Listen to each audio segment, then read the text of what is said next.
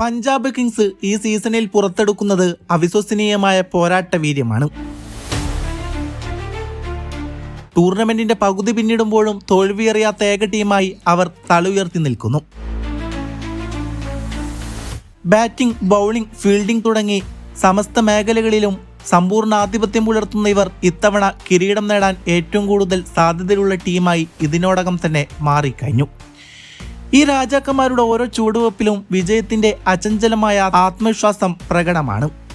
നായകൻ ശ്രേയസ് അയ്യറുടെ തന്ത്രപ്രധാനമായ നീക്കങ്ങളും ഇതിഹാസ താരം റിക്കി പോണ്ടിങ്ങിന്റെ പരിശീലനവും ടീമിന് നൽകുന്ന അടിത്തറ വളരെ വലുതാണ്.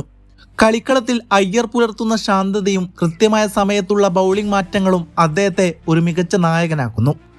പോണ്ടിങ്ങിന്റെ വലിയ അനുഭവ സമ്പത്ത് ഓരോ കളിക്കാരന്റെയും ഏറ്റവും മികച്ച പ്രകടനം പുറത്തെടുക്കാൻ സഹായിക്കുന്നു. ഇരുവരും ചേർന്നുള്ള ഈ കൂട്ടുകെട്ട് പഞ്ചാബിനെ അക്ഷരാർത്ഥത്തിൽ ഒരു അജയ്യ ശക്തിയാക്കി മാറ്റിയിരിക്കുകയാണ്. ഇന്നത്തെ ലക്നൌവിനെതിരായ മത്സരത്തിൽ പഞ്ചാബിന്റെ ബാറ്റിംഗ് നിര തീർത്തത് ഒരു വമ്പൻ റൺമലയാണ്.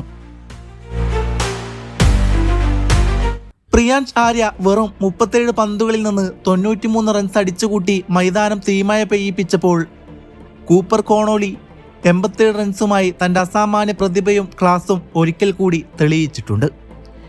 ഇരുവരും ചേർന്നുള്ള കൂട്ടുകെട്ട് എതിരാളികളുടെ നടുവൊടിച്ചു. ഒപ്പം തന്റെ തനതായ താളത്തിലേക്ക് മടങ്ങിയെത്തിയ നേഹൽ വധേരയും പവർ ഹിറ്റിങ്ങിലൂടെ ആഞ്ഞടിച്ച മാർക്കസ് സ്റ്റോയിനിസും ചേർന്നപ്പോൾ പഞ്ചാബിന്റെ ബാറ്റിംഗ് പൂർണ്ണതയിലെത്തി. ബാറ്റർമാർ നൽകിയ ആത്മവിശ്വാസം ഉൾക്കൊണ്ട് പന്തെറിഞ്ഞ ബൗളർമാരും തങ്ങളുടെ ജോലി അതിഗംഭീരമാക്കി.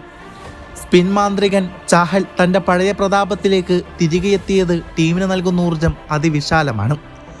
അദ്ദേഹം പന്തിന്റെ ഗതി നിയന്ത്രിക്കുന്നതിൽ കാണിച്ച മിടുക്ക് ലക്നൗ ബാറ്റർമാരെ ശരിക്കും കുഴക്കി. ഒപ്പം ഡെത്ത് ഓവറുകളിൽ വൈശാഖ് വിജയകുമാർ എറിഞ്ഞ കൃത്യതയാർന്ന വൈഡ് ഓർക്കറുകൾ മത്സരത്തിന്റെ ഗതി തന്നെ മാറ്റിമറിച്ചു. എല്ലാ കളിക്കാരും ഫോമിലേക്ക് ഉയർന്നതോടെ പഞ്ചാബ് കിങ്സ് ഇപ്പോൾ പൂർണ്ണ സജ്ജരായ ഒരു പോരാട്ട സംഘമാണ്.